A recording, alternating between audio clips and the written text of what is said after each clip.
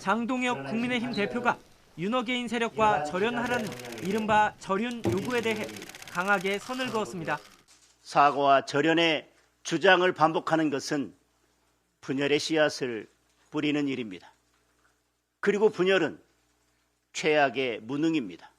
어제 윤석열 전 대통령이 내란 우두머리 혐의 1심에서 무기징역을 선고받은 것에 대해선 무죄 추정의 원칙을 언급했습니다. 무죄 추정의 원칙은 누구에게나 예외 없이 적용되어야 합니다. 이미 윤석열 전 대통령은 탄핵을 통해 계엄에 대한 헌법적 정치적 심판을 받았습니다. 장 대표에게 절윤과 계엄 사과를 기대했던 친한계는 국민의힘이 장동혁을 절연해야 한다며 분노를 표했습니다. 한동훈 전 대표는 자기만 살려고 당과 보수를 팔아넘긴 거라며 장동혁을 끊어내야 한다고 날을 세웠고, 김종혁 전 최고위원은 국힘을 사실상 극우정당으로 만들겠다고 선언한 거라며 보수를 이렇게 괴멸시킨다고 한탄했습니다. 장 대표의 기자회견 직전 위헌정당 해산에서 벗어날 수 있는 마지막 기회라며 일말에 기대를 했던 신지호 전 의원 역시 정치적 금치산자의 마지막 발악이라고 일갈했습니다. 장 대표는 기자회견 말미에서 함께 싸우고 계신 애국시민 여러분께 간곡히 부탁드린다며 국민의힘 깃발 아래 모여 힘을 합쳐달라고 당부했습니다. 조국 혁신당 대표가 윤석열 전 대통령의 내란죄 무기징역 판결을 사실상 부정한 장동혁 국민의힘 대표를 향해 비판을 쏟아냈습니다.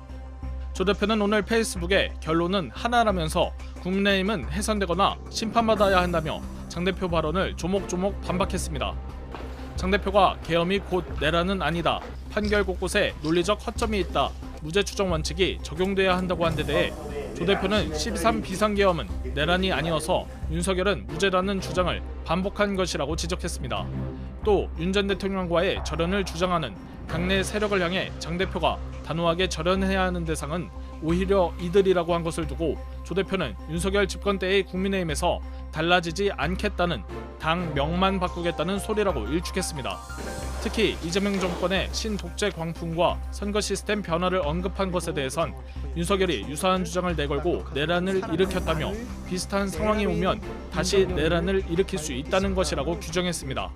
박병원 혁신당 수석 대변인도 내가 제2의 윤석열이라는 최후 통첩이라며 국민의힘 정당 해산 심판 결정에서 중요한 이유로 인용될 것이라고 주장했습니다. 침몰하는 배에서 선장을 구하는 것이 의리일까요? 아니면 승객들을 구하는 것이 의리일까요? 우리는 참으로 기묘한 장면을 목격했습니다. 내란 혐의로 무기징역을 선고받은 윤석열 전 대통령을 두고 여당 대표가 나서서 우리는 끝까지 함께 가겠다고 선언한 겁니다. 국민의힘 장동혁 대표는 기자회견에서 안타깝고 참담하지만 아직 1심일 뿐이라며 윤 전 대통령을 감쌌습니다. 그리고 당 안팎에서 쏟아지는 절연 요구에 대해서는 분열의 씨앗을 뿌리는 일이라고 단호히 거부했습니다. 여러분, 이런 상황을 우리가 언제 봤을까요? 1990년대 전두환, 노태우 내란 재판 때를 떠올려 보십시오. 그때 민정당은 어떻게 했습니까? 신속하게 선을 그었습니다. 우리는 신군부와 다르다고 명확히 했죠. 그래서 김영삼 정권으로 이어질 수 있었습니다. 그런데 지금은 정반대입니다. 오히려 우리는 윤석열과 한몸이라고 외치고 있습니다. 과연 이것이 정치적 생존 전략일까요? 아니면 자충수일까요? 더욱 흥미로운 것은 1심에서 나온 1133쪽 분량의 판결문입니다. 무기징역이라는 중형이 나왔지만 법조계에서는 결론은 맞는데 과정이 엉망이라는 혹평이 쏟아지고 있습니다. 심지어 400년 전 영국 왕 이야기까지 등장하는 기상천외한 판결문이죠. 오늘 이 시간에는 이 두 가지 충격적인 사건, 즉 여당의 동반 침몰 선언과 논란투성이 판결문을 깊이 있게 분석해드리겠습니다. 여러분 세대가 직접 경험하신 전두환, 노태우 재판과 비교하면서 지금 무엇이 다르고 왜 이런 일이 벌어지고 있는지 명쾌하게 정리해드리겠습니다.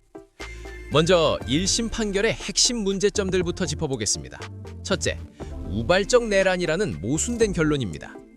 재판부는 윤 전 대통령의 계엄 선포를 우발적이라고 판단했습니다.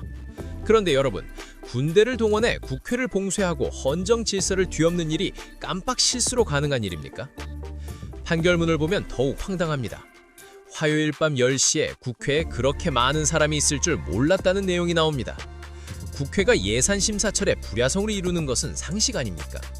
이를 몰랐다면 그건 무능이고 알고도 강행했다면 그건 확신범입니다.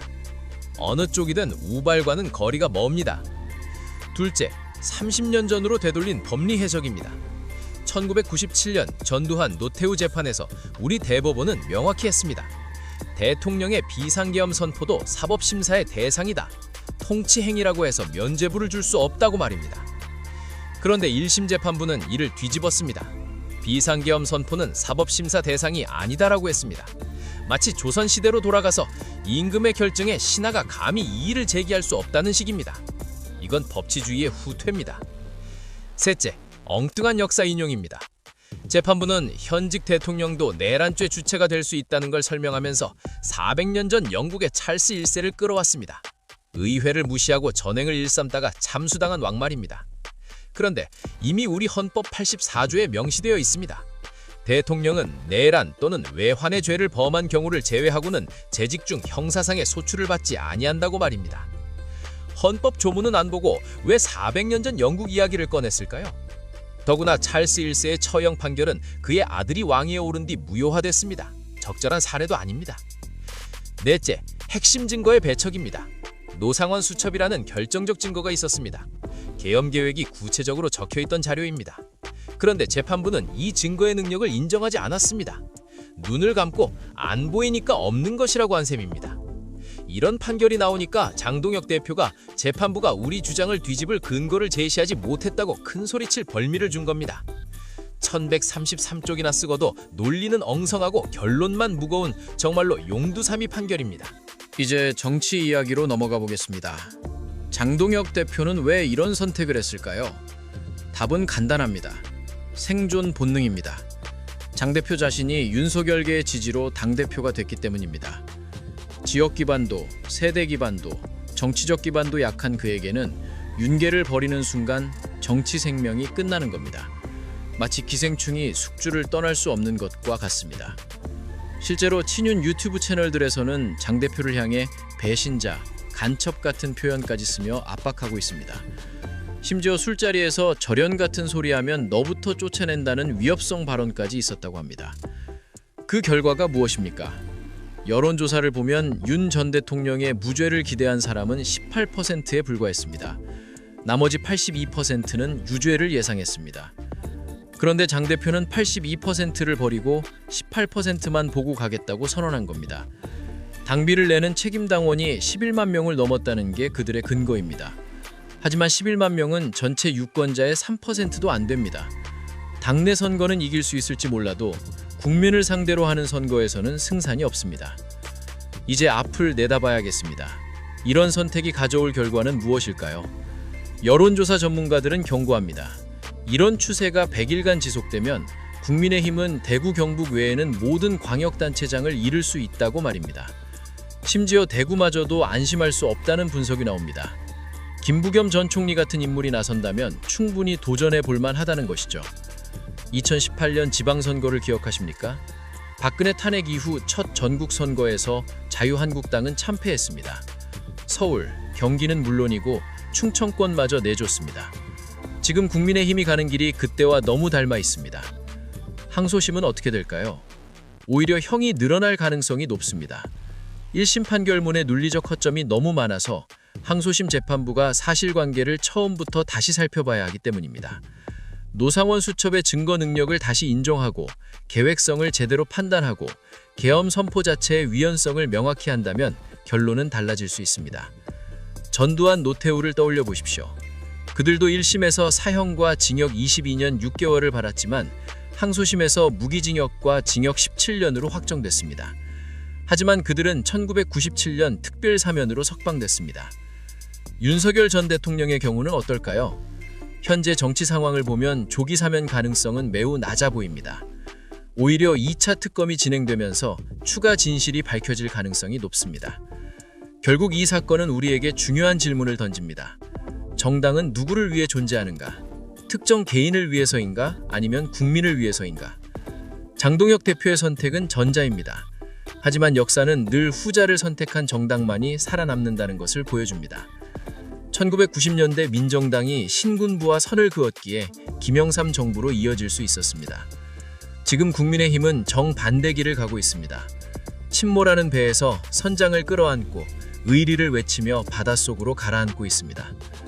시청자 여러분, 역사는 반복되지만 우리는 역사에서 배워야 합니다. 책임지지 않는 의리는 패거리 문화일 뿐이고 반성 없는 통합은 야합일 뿐입니다. 다가오는 선거에서 국민이 어떤 선택을 할지, 그리고 그 선택이 우리 정치에 어떤 변화를 가져올지 지켜봐야겠습니다. 구독과 좋아요로 우리 정치를 바로 세우는 힘을 보태주십시오. 시청해주셔서 감사합니다. 진실의 힘을 믿습니다. 정치공장이었습니다. 감사합니다.